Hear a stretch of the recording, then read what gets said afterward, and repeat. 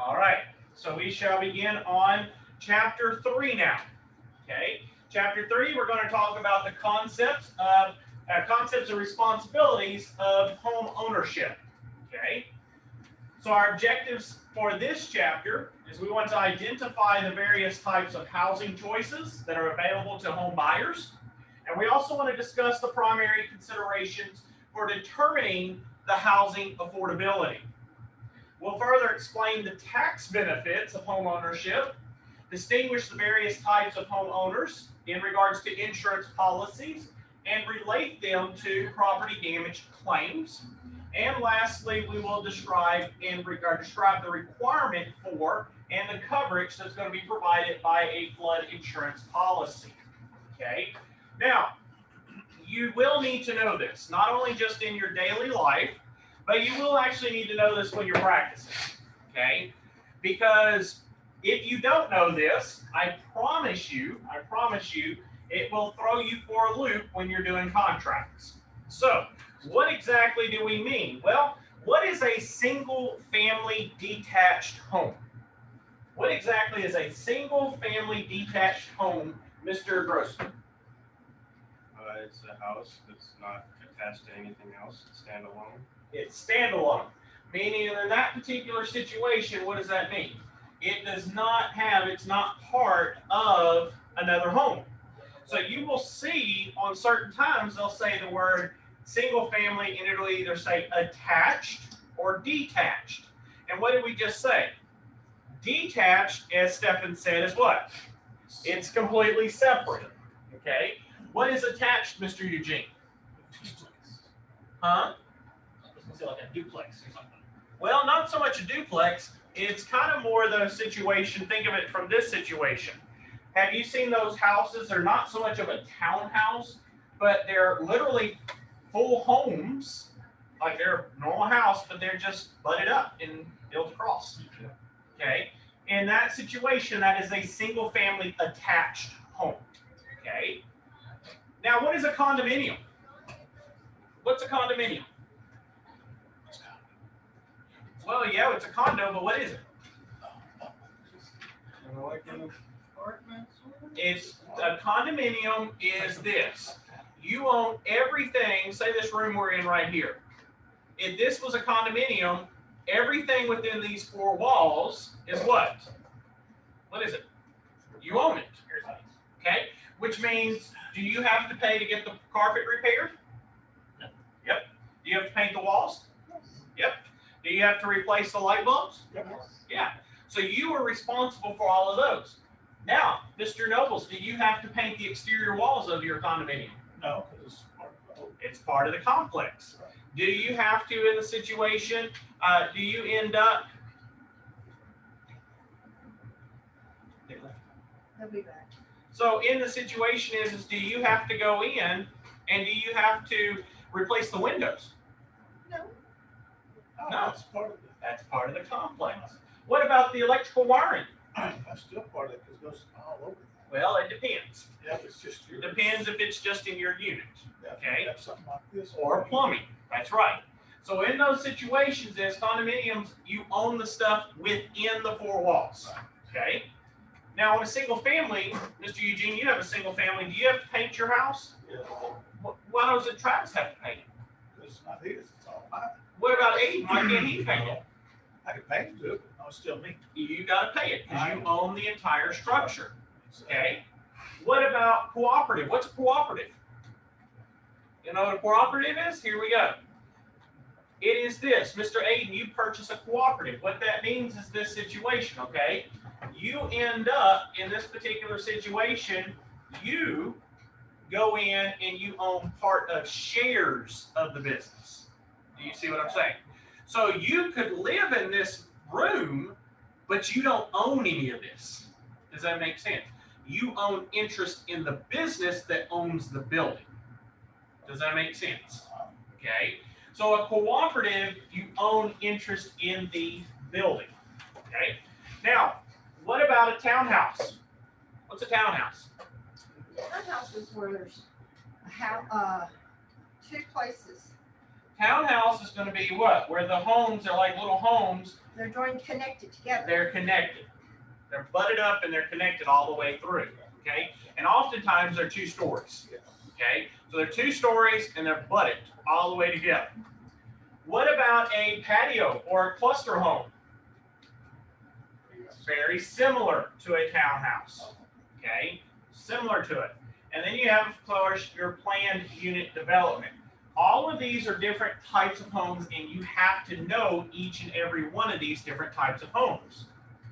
Now, of course, we also have different usage. You do have converted use property, and what that is, I actually saw one today.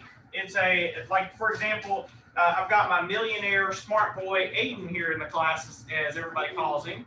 And Mr. Aiden buys a hotel, an old hotel, and turns it into a house. Okay, you can convert it into different things. So in that situation, you can have converted use property. It can be changed. Okay, retirement community. That's probably where you'll find my mom and dad. Travis told me that, by the way. But retirement community in that situation is you can have an area that can be a townhouse. It can be a bunch of townhouses, but that entire area is going to be a retirement unit, if you see what I'm saying. Okay. They can also have mixed use development, meaning that it can have multiple purposes or multiple usage, if that makes sense. Okay. Of course, we know what a manufactured home is. Everybody's aware of that. There's also a modular home, and of course, the favorite, timeshares. I remember when I was younger, my dad, we all went on a trip somewhere, and he had to go in and listen to the timeshare spiel in order to, get to stay there and get benefits and all of that stuff. So you know too, Travis. Miss Leela, I'm just curious, did you ever get sucked into those timeshares over the years, or ever had to listen to one? Yes, when I went to Vegas, but he was nice and we only had to stay there for 45 minutes. Oh, well, see, that's good. That's good. So some of them can be very high pressured. If you've never been in one, they can be very high pressure. So you got to be very careful with some of these because they use very good sales tactics. Okay. So you just got to be careful in those situations.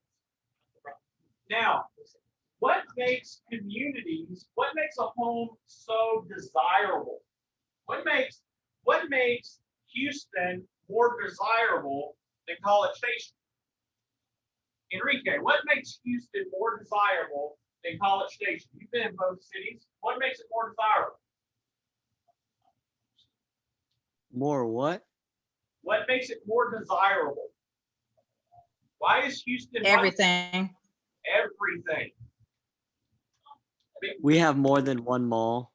We have more than one mall. You can almost just say you have a mall. Yeah.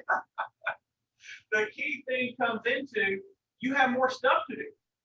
You have more things to do. Okay. You can actually, Houston, you don't shut down the entire city about 9 o'clock. Okay.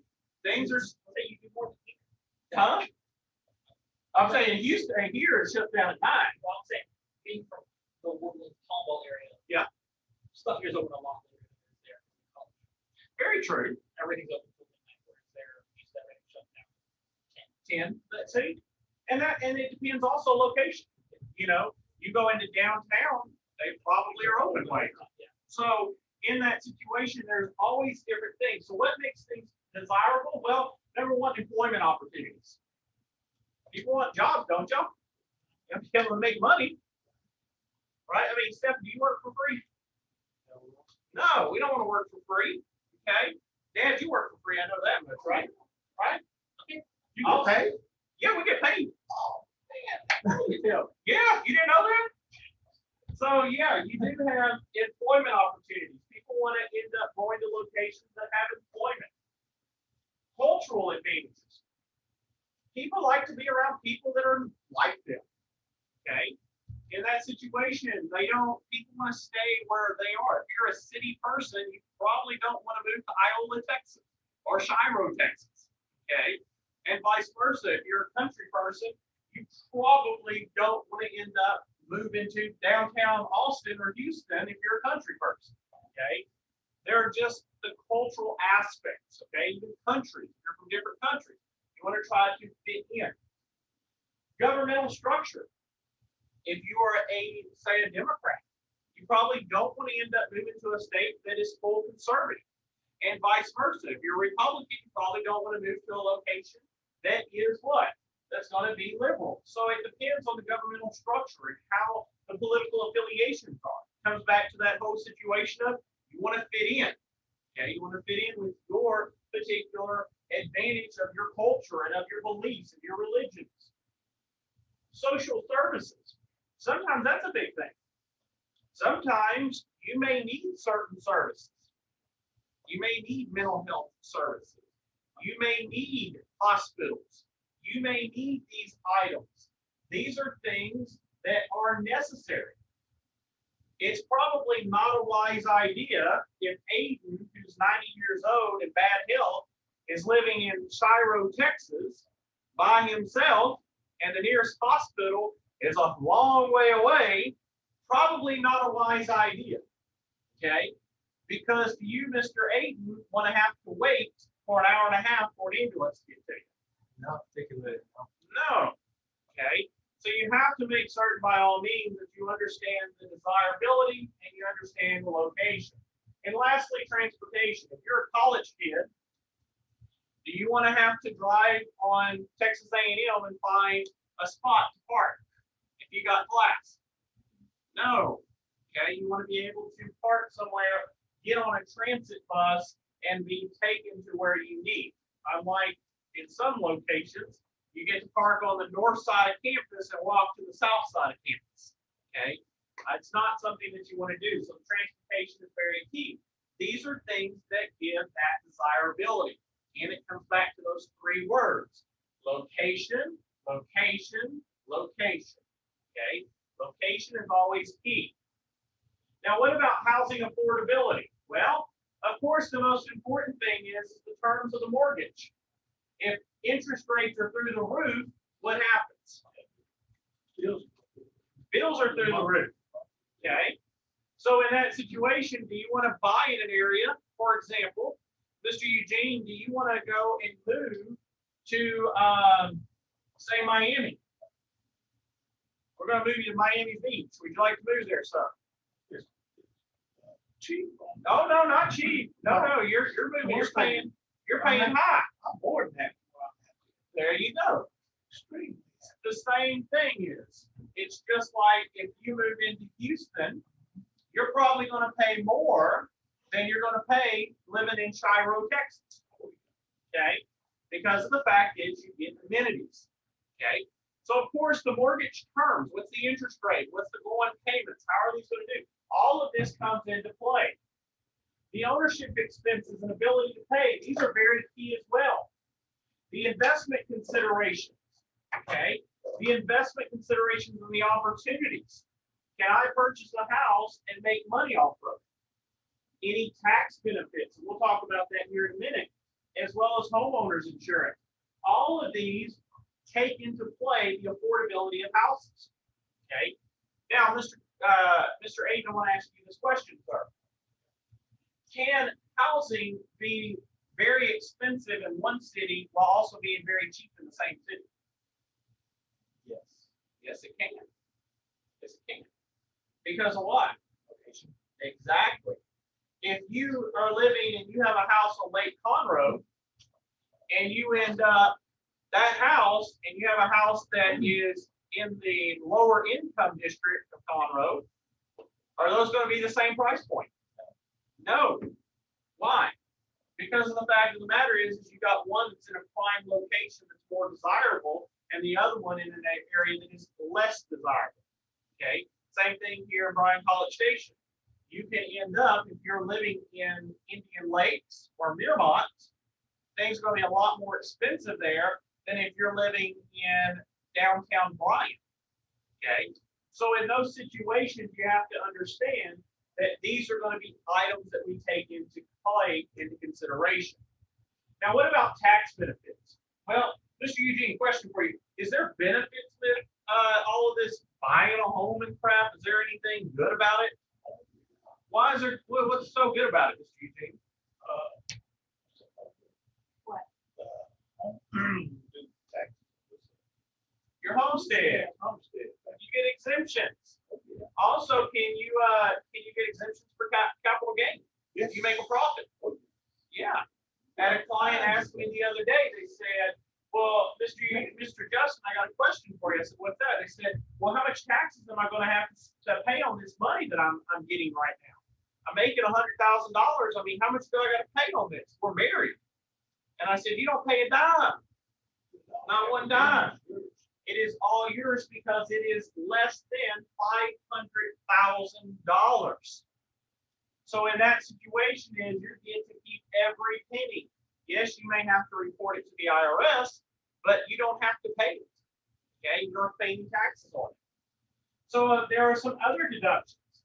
Interest on your first and second homes is deductible. The real estate taxes, okay, real estate taxes can also be deductible.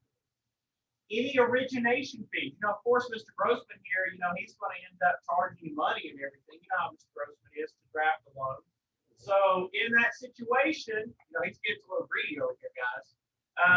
You have to end up, it is deductible, any origination fees. Some even loan points or the discount points are also going to end up being deductible. And your private mortgage insurance premiums are deductible. So look at all of that. You're spending a lot, but you're also able to save yourself a lot. Okay. Now this comes into that situation, and this is something, if you're not listening, I highly recommend you peek up on real quick. This is that point that I would like you to listen to, is in regards to capital gains. People always ask me, why do I want to buy a house? Okay. Why do I want to end up purchasing a house? Well, if you want to market, here's a prime opportunity right here. Okay. You're a salesman or saleswoman. Okay. And in that situation, what ends up happening is you have to teach people. People don't just buy from you just because you have a real estate license. People buy from you because you are an advocate and you're an educator. It is your duty, you're the expert, it is your duty to do what? To train those individuals and to educate them. Okay? So Mr. Aiden, when a client comes up to you and says, well, I've got $1,400 from the government for my stimulus check, and I got $4,000 from my tax return. I can't buy a house with that. What's Mr. Aiden going to do if he didn't know any better? Yeah, you can. Sorry, you need at least 20% down. And he lets the client leave. Is that smart, Aiden? No. What should you say, Mr. Aiden? There's many options for loans. You can get with $0 down. That's right. There's many opportunities. There's many available loans that are out there that can assist you, that you could probably move into a new home for only 3.5%. So every 100,000, all you got to put down is $3,500. So if you got that $5,000 tax refund, you have enough money to buy you a $100,000 house. And by the way, guess what? You get all of these deductions next year. So in that situation is if you happen to end up, you make a lot of money, it's probably a good idea, what, Mr. Aiden? That you might want to buy a house or an investment so that you can take these deductions and brings down your money. Now, Mr. Eugene, you're a tax guru here. Question for you. I want to ask you this. Deductions, good or bad? Extreme. What's so special about this thing? Deduction? You might get money back instead of having to pay in. You mean Stephen could get money back? Yes. If he got deductions, he can really get some money back. Exactly. So deductions help you. So what it is, when you see deduction, just think of the word deduct. What's that mean? You subtract, you take away. So all of this money, Mr. A, you tell your client, all this money that you're paying for that property, not only are you building an asset, but what else are you doing? You're ending up, you're keeping that money because you can take deductions off of it. Okay? So very key in that particular situation. Now, one other good thing about this is, Mr. Aiden, so I'm playing here, I'm playing your client. Well, I can't buy a house, Mr. Aiden, because I only have $5,000. What are you gonna tell me?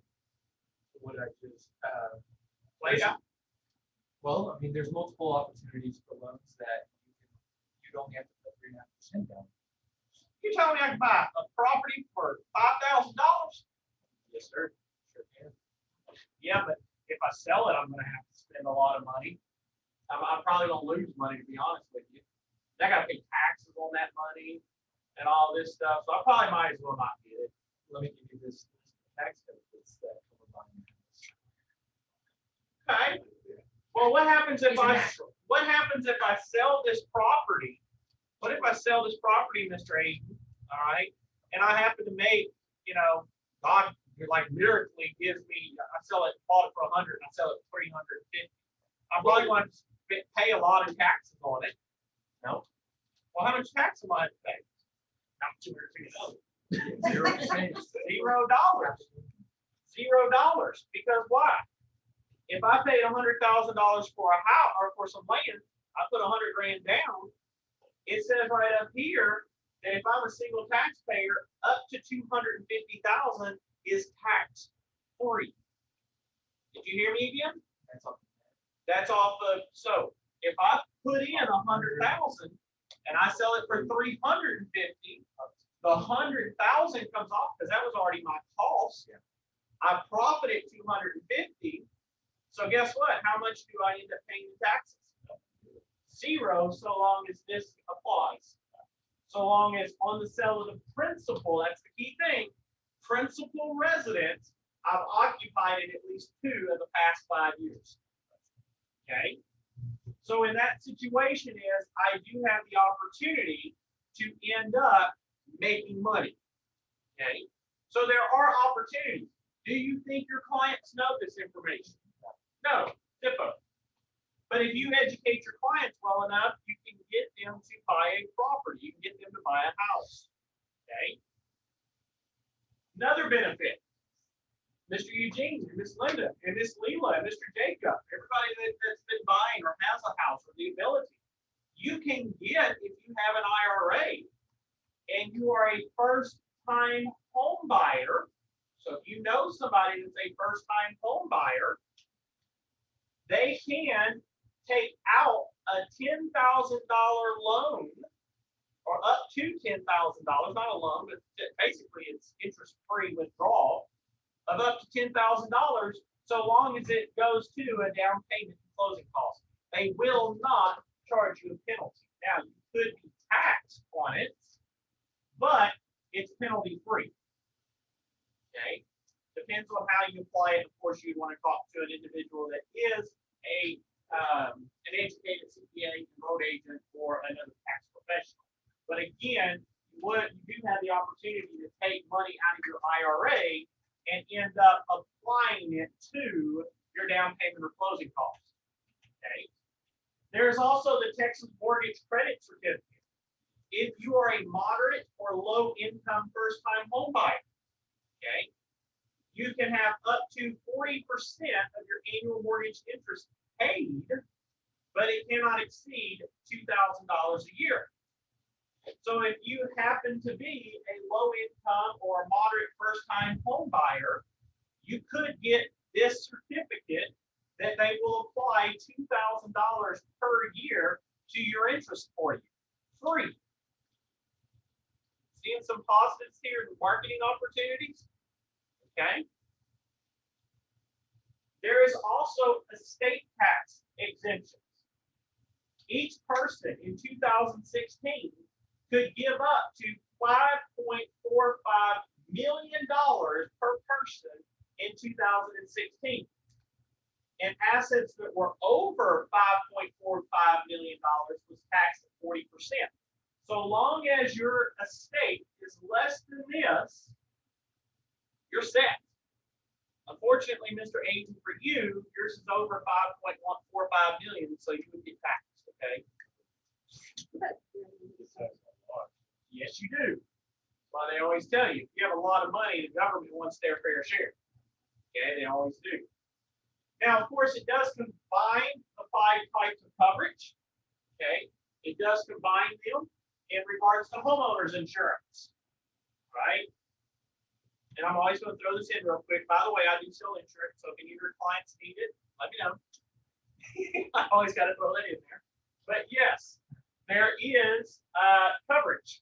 And that's actually one of the things I like as being an insurance agent. You got to be careful with it, though, just so that there's no conflict of interest. But again, there is opportunities that you can help your clients save even more money. Okay, and that's part of being in sales. You want to be licensed in as much as you can. But again, there are 5 types of coverage. Now, of course, Mr. Aiden, I'm going to ask you this question. Actually, I'm not going to pick on Mr. Aiden. I'm going to come over here and I'm going to look here at Mr. Keith. Mr. Keith, can you hear me, sir? Yes, sir. Keith, what is the word dwelling? Dwelling. Yes, sir. I would say dwelling is harping on something. You're kind of stuck on something. I want to say to you here, it's your house. Okay. That's what it is. So when you see the word dwelling, it means the house or the structures in which you live. So Gotcha. right here on the first one, there's 5 types of coverages. The first coverage is your dwelling. And the dwelling is where you currently reside. Okay. Gotcha. Now, Miss Linda, what's personal property? Personal properties are things that you can, that is not attached. Well, we know that, but we're talking insurance. So personal properties is covered in what? So you basically say things that are inside the what? Really? Inside the home. So the first one is we cover the structure itself. The second one, we cover the items within the home.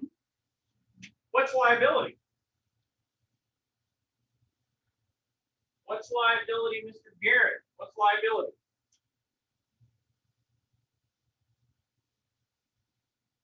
Did you call on me? Yes, sir. If there's like an accident, Liability is going to be something if there is an accident, such like as a person. fall.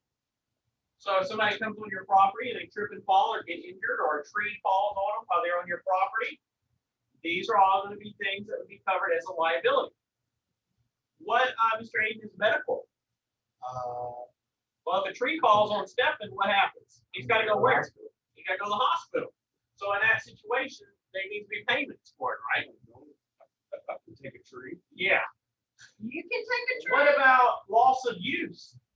That well, could be can you- limbs and all. Well, not just that, but could you possibly be loss of use of a property or of an item or something? Could be yourself, but it could be of a equipment. Loss of use of your car. Okay.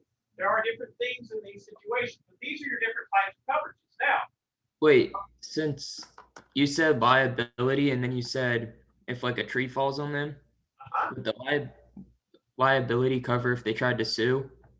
liability can also be used in that. That's why you'll see here in a minute, a lot of this stuff overlaps. Okay.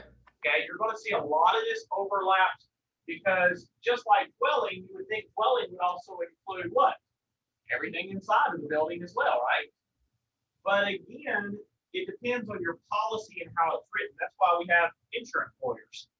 Because Okay. the fact is that it all comes down to a play of words, is what it comes down to.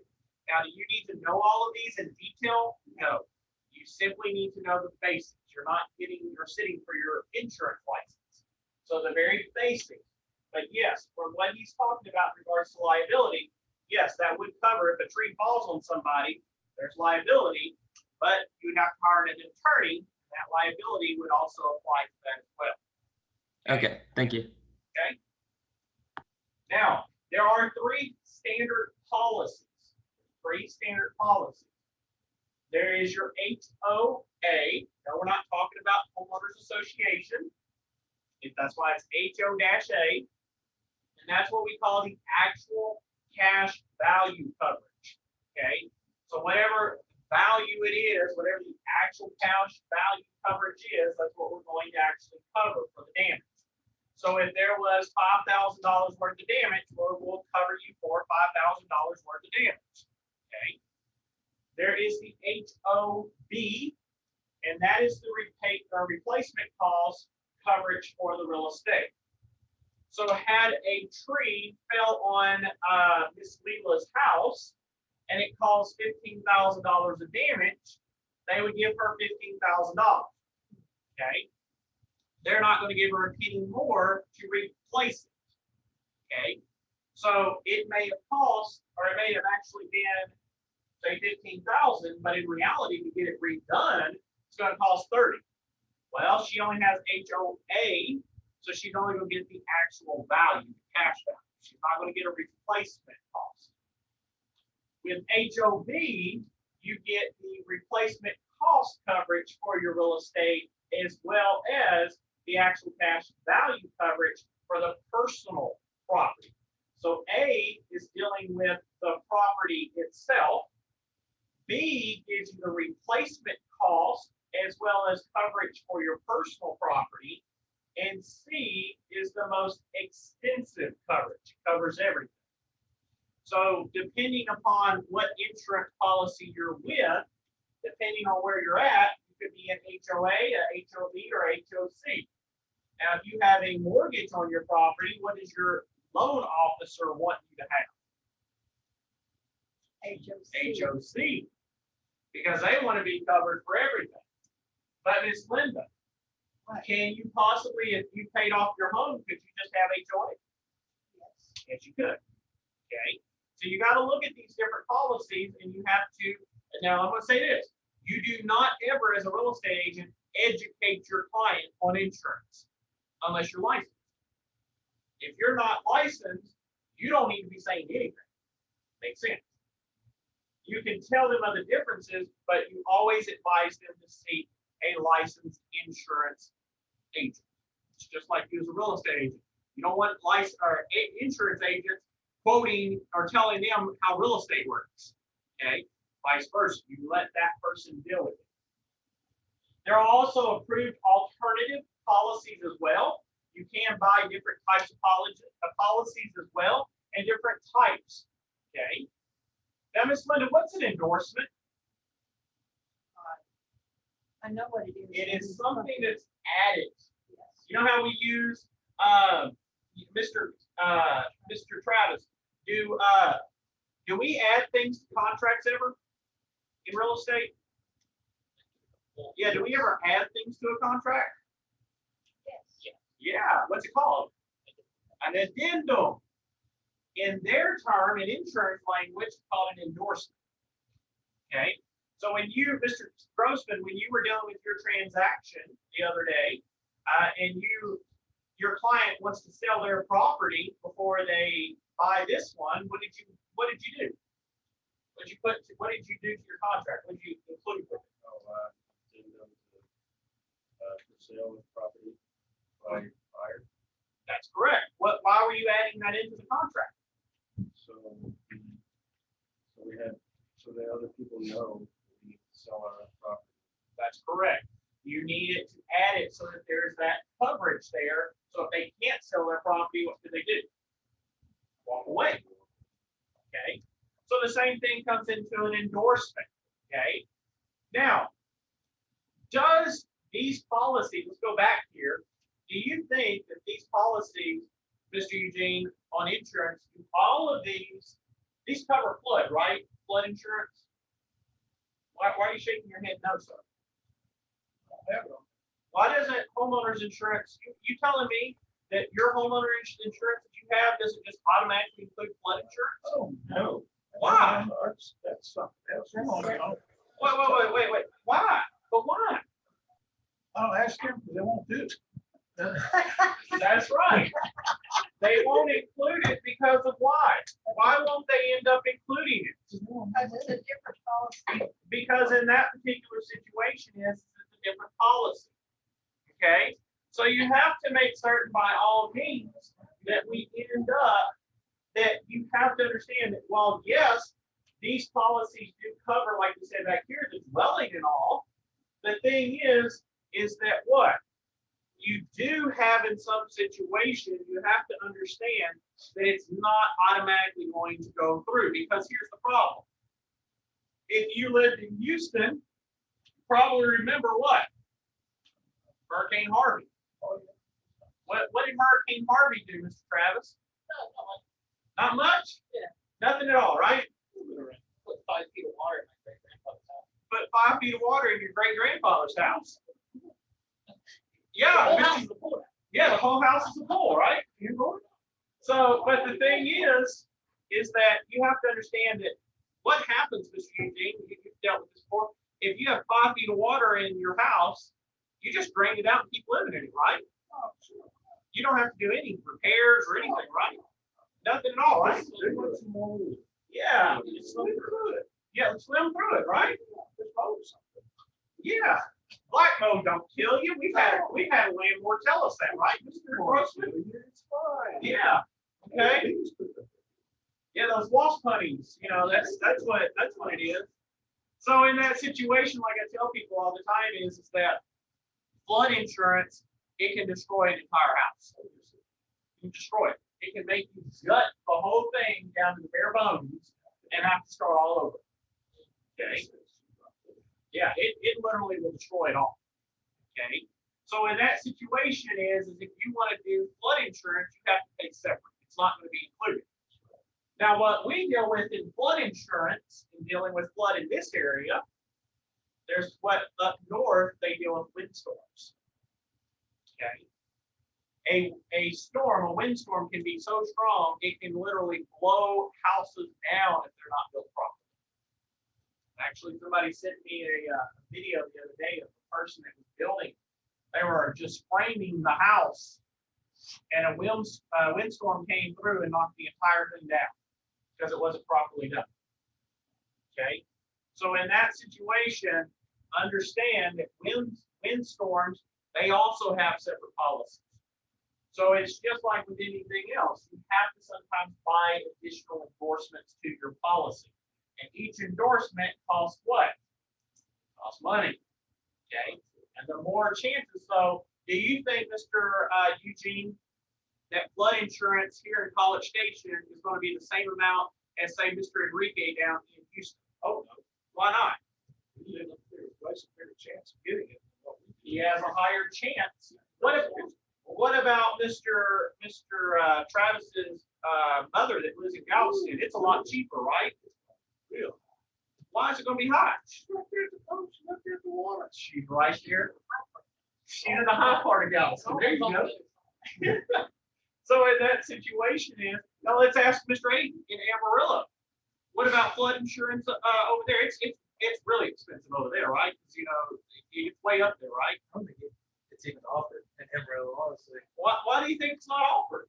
because it rains like 3 days a year there. It rains like 3 days a year there. So there's no need of it, right? So in that situation, you got to look at all of these different situations and how it's applied. Okay. Again, you can have co-insurance clause in place. Of course, these are insured 80% of the replacement cost. Sometimes you may be in an area. For example, you may have a house on Lake Conroe. The insurance company may only say, I only insure up to 80%. If you want the other 20% covered, you got to have co-insurance. You got to bring somebody else in because they don't want to be obligated for the whole amount. They want somebody else on the hook. So again, insurance of 80% of the replacement cost, it's reimbursed full payment minus any deductibles. Okay. If they are insured less than 80% of the replacement cost, then they reimburse actual cash value, the cost of the repairs minus depreciation, or they prorate it on a percentage of that 80% coverage. So here's the problem. How many people fully actually understand their insurance? That's what happens most of the time, okay? You walk in and you just say, hey, the government told me, Mr. Aiden, that I need insurance. And you're like, okay, well, how much do you want? I don't know, just whatever they tell me. Okay, we'll put you in the state minimum. Well, is that going to cover you? No. I was talking to somebody today when I was quoting auto insurance for them. They were like, well, how much do I need? I probably need the maximum. And I said, well, you want $500,000 of coverage for auto insurance for your car? Well, yeah, that's what I was told before. I said, no, you're just making the agent rich. I said, is your car worth $500,000? No, my car is only worth 10. Well, then you probably just need the basic policy. See, people don't understand this, and that's where agents get to make the money, okay? Because the more they spend, the more what? The more they make, okay? So again, in these situations, you have to be aware of. Now, what about the criteria to establish a policy premium? Okay, well, these are things that they're going to look into. They're going to look at the age and the condition of the home. Okay, if a home is older, are they going to probably be cheaper or more expensive in insurance? Why is it going to be more expensive, Mr. Eugene? Don't know what's all wrong with that. You don't know what's all wrong with it. Okay. What about the replacement cost? Well, if it's a brand new home, it's probably going to be a lot more expensive than an older home. Okay. Or it could be vice versa. Really depends. What about the materials? If you have, say, a home that's brand new with hardy plank all around it, and it's very basic, and it's brand new, it's built in 2021, versus a house that was built in 1960 and it has custom brick that came in from overseas, which one's going to be more expensive? But it's older. You're not going to be able to replace it because it's going to cost more money. Okay. What about location? That's going to be key. You have a house that's in a high prime location, or a house that's in a location that floods, or tornado alley, it's going to be more. Also, what about the fire protection? Just like flooding, can fire destroy a home? Yeah, and sometimes fire is a lot quicker than a flood. Okay, so again, how's the house built? What type of electricity ran through it? How's the wiring in that house? What about the claims history? Why is that important? Hey, what's so important about claims history? What's so important about that? You're taking out a bunch of claims on your house. Maybe a Got some problem. problems. Yeah. If Mr. Eugene's constantly over here filing a claim every year, there's a problem here. Okay. What about Mr. Eugene's credit score, Mr. Grossman? There's no big deal about that. He has a 400. There's no big deal, right? I mean, it's not great. Why is it not great? 100. Yeah. That's great, ain't it? Probably better than mine. Probably better than mine. If you have bad credit, what's that mean, Mr. Stahl? If he has a 400, what's that mean? Probably on him paying his policy. That's right. Okay. So again, these are things that they decide on your premium. Now, I'm going to ask you, Mr. Aiden, because you're probably one of my younger people. What's the word premium? What's that mean? It's the amount you pay. Okay, over when? No, it's when you file a claim. Oh, now I'm getting here. You sure? I don't know, man, I didn't take. Getting you good, aren't I? Getting you good, aren't I? Yeah. Premium is what you pay to get the policy. So if you want the policy, you were right in the beginning. It's what you pay monthly, or you can pay it all at once. And it's up to you. You pay all at once. What I was talking to somebody the other day about. You pay all at once, they only give you a discount. Like I did my auto insurance, I switched myself over to my own policy, and I saved myself a ton of money. Talking over $1,000. Okay, all at once for the I year. paid it all up front for the year, so I saved myself $1,000. Okay, for that year. But you can pay it out. But if you pay it out, what do? They add fees and all that on top of it, which makes it more expensive. Okay. So again, your premium is what you pay for the policy, just to have. The deductible is what you're talking about. When the accident occurs, that's when the deductible is paid. Now, Mr. Eugene, is all deductibles the same? So you're telling me that Miss Leela's deductible and Mr. Jacob's deductible could be different from yours? Oh, yeah. What? Really? You're kidding. I thought Miss Leela and Mr. Jacob and you only paid $50. That's all you had to pay. Oh, it's $25. Oh man, I knew Miss Leela and Mr. Jacob had. Oh, I'm not supposed to tell people. I'm sorry. No, what happens is yeah, if you pay $50 or $25 or $100, what happens happens to your premium, Mr. Eugene? Does it go down or up? Why is it gonna go up? Oh, it always goes up. You get paid, you gotta pay. Well, your deductible, the lower it is, the higher the risk that that person is assuming, which means what? They want you to pay more up front. Okay? But if you have a higher deductible, the premium goes down because you're assuming more of the risk. Okay?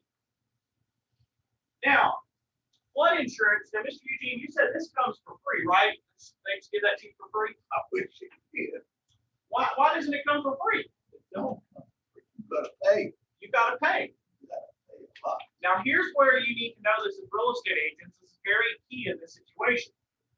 Flood insurance is for all water that's coming from the outside in, not from the inside out. So if Mr. Jacob is at home one night, he's sitting there visiting with his family, and he starts seeing the toilet in his bathroom starts overflowing and floods through his entire house, what happens? Is he covered? Yes, he is. Because of the fact of the matter is the water's coming from where? Inside the house going out, not coming in from the outside into the house. So his policy would most likely cover him. But in regards to flood insurance, if it is water coming from the exterior in, it would not be covered. You see how this works? So when you flood a house, Mr. Aiden goes and throws a big party with all his buddies, and somebody thinks it's a smart idea to go and, stop up the tub and fill it up with water, and then all of a sudden it overfloods, and it goes, that's covered under the home warranty. Now it's negligent, may be intentional, may not be covered, but it's still going to be under the policy because it's interior. So if a flood happens, just go stop up your tub overflowing. You can claim it was the tub water. As long as you can try to prove it, good luck. But again, you have to make certain that's why I always tell people all the time is you got to be very careful. So again, what they're coming back here is flood insurance. It is required if the structure is in a floodplain. Now you're going to probably curse, and I promise you, you will probably curse in real estate when you're dealing with this. When it's talking about a structure, they're not talking about the house being in the floodplain. They're talking about the property being in the floodplain. And I had this happen. This is where I told people you're going to curse, because here's what's going to happen. So here I am. I'm selling Mr. Enrique a house, and then Mr. Enrique, probably knowing your luck and my luck, we're probably on the same one here. But I'm selling Mr. Enrique a house. Well, guess what? He's buying 15 acres, big old house, and the house is at the very front of the 15 acres. But in the very back corner, just 1 foot, like a human foot, that 1 foot in the back corner of his property is in a floodplain. Does he need flood insurance? Yeah. Yep. Yes, he does. Because that 1 foot. Because that 1 foot is in the floodplain. And if that 1 foot is in the floodplain, even if it's 15 acres away from the structure, he still has to have flood insurance. No ifs, ands, buts about it. Okay?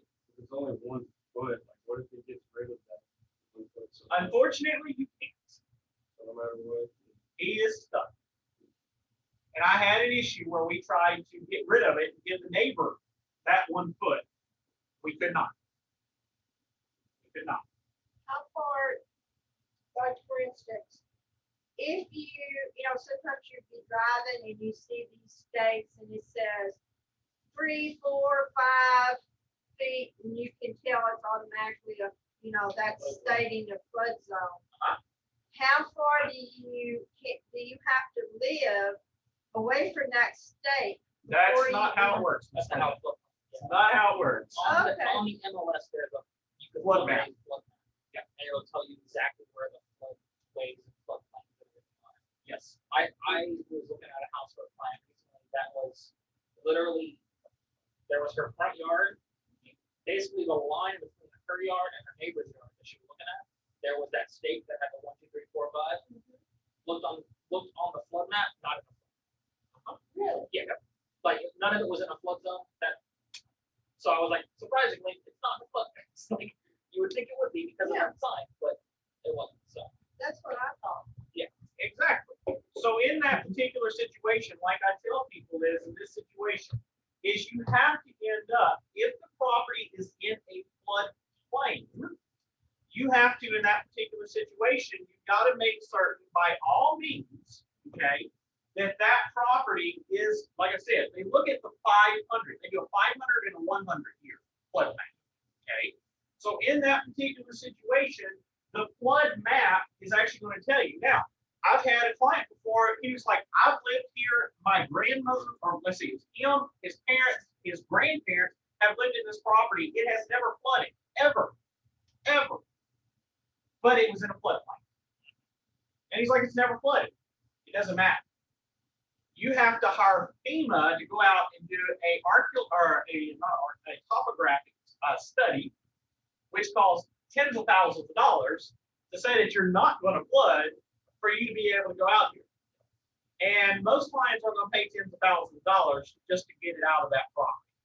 Okay, for that. Yes, Mr. Eddie. Okay, so if you, in that 1 foot situation, if you were to buy the property, could you sell, 3/100 of an acre to Noble's Realty Group and then buy flood insurance on that 3/10 of an acre in the back?